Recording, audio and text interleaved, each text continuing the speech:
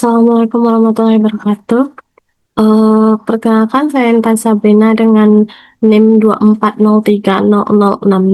Di sini saya akan menjelaskan materi kedua tentang fungsi logaritma dan eksponen natural, di mana video ini sebagai bentuk penyelesaian dalam salah satu mata kuliah saya, itu kalkulus integral, di mana dosen pengampu saya itu Ibu Yognesia SPDM PD.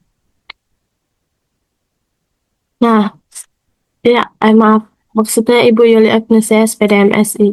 Nah, eh, pada video pertama, tadi saya sudah menjelaskan tentang teorema dasar kalkulus 1. Sekarang saya akan menjelaskan fungsi logaritma dan eksponen natural. Hmm.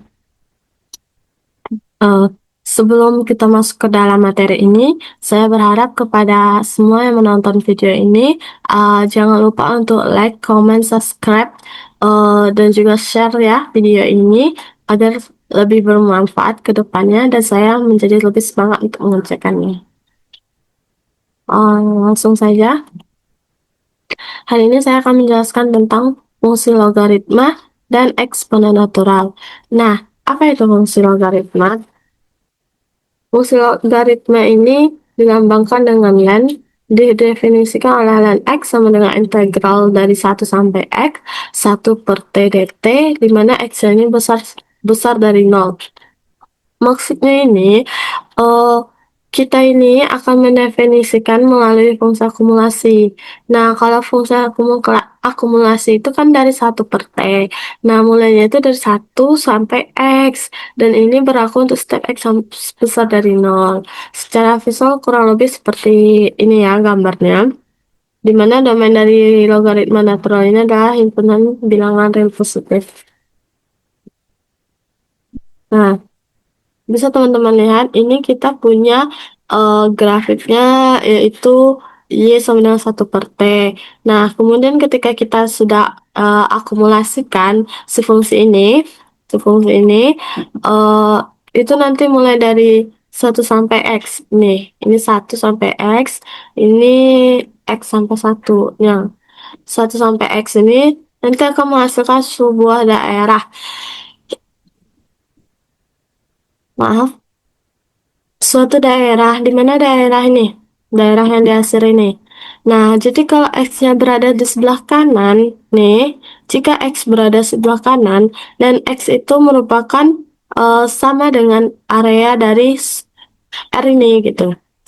Jadi jika X-nya besar dari 1, itu, dan X itu sama. Namun, bagaimana jika X-nya itu kurang dari 0, atau bernilai negatif? Nah, X itu maksudnya tuh X itu berada di sebelah kiri gitu.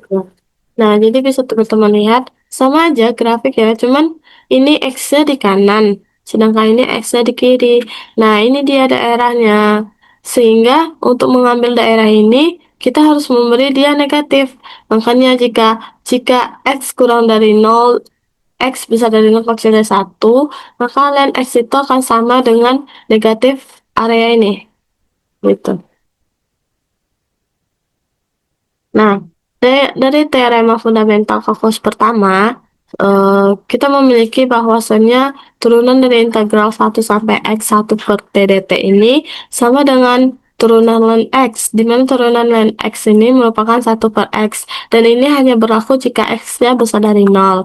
Nah, hal ini dapat kita kombinasikan dengan aturan rantai.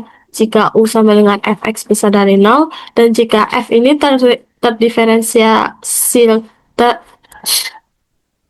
terdiferensialkan, maka kita akan menemukan dx ln U ini sama dengan 1 per U dx U, turunan dari terhadap U ini.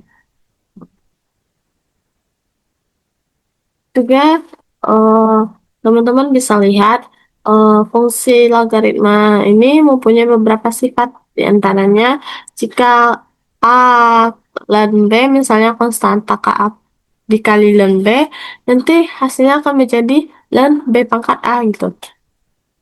Contohnya 3 ln Z, berarti ln Z pangkat 3 gitu. Lalu kalau dia ln A ditambah ln B sama dengan itu Ini nih A dikali dengan B. Jadinya nanti adalah ln A kali B. Nih. Lalu yang terakhir ini, jika dia ln A kurang ln B, nanti dia hasilnya akan menjadi ln A per B gitu. Bisa ini nih teman-teman hafal ya, untuk sifat ini. Kita lanjutkan. Nah, di sini selesaikan soal di bawah ini menggunakan sifat-sifat logaritma. Nah, menggunakan sifat yang ini ya. Nah, kita masuk. Di sini soal yang diberikan adalah 3 ln X dikurang setengah ln Y ditambah 2 ln Z. Nah, untuk menyelesaikannya, pertama kita menggunakan sifat logaritma. Satu-satu, ini satu, ini satu, ini satu, ini satu nih. eh kita ubah dulu ke sifat logaritma. Kayak 3 ln X ini kan menjadi ln X pangkat 3 seperti yang saya sebelumnya sampaikan. Lalu ini setengah ln Y sama dengan ln Y pangkat setengah gitu. Kenapa? Karena ini sama dengan yang tadi, yang sifat logaritma yang pertama ini. Nah, kenapa ini min setengah? Karena dia di sini min setengah, makanya di sininya min setengah. Lalu 2 ln Z ini sama dengan ln Z kuadrat. Nah, kita masukkan. Maaf teman-teman, ini seharusnya saya ngisinya ln X pangkat 3 ya. Saya keliru sedikit. Nah, di sini kita masukkan ln X pangkat 3 ditambah ln min setengah ditambah ln Z pangkat 2. Nah, ini ln X pangkat 3 dengan ln Z kuadrat ini, dia kan sama nih. Nih, sama-sama ini kan, cuman beda pangkatnya aja. Nah, sesuai dengan sifat ini, kalau dia ln A tambah ln B, berarti ln A kali ln B. Nah, makanya di sini ln X pangkat 3 dikali ln Z kuadrat. Ln-nya kita keluarkan. Lalu ini karena min ln pangkat setengah, kita turunkan. Kita buat dia menjadi akar Y. Nanti hasilnya akan menjadi akar Y. Nah, mungkin sekian video yang dapat saya sampaikan. Mohon maaf apabila ada kesalahan kata. Saya ucapkan terima kasih kepada yang menonton. Saya akhiri dengan wabillahi taufiq wal hidayah. Assalamualaikum warahmatullahi wabarakatuh. Sekali lagi jangan lupa untuk like, comment, and subscribe channel ini ya.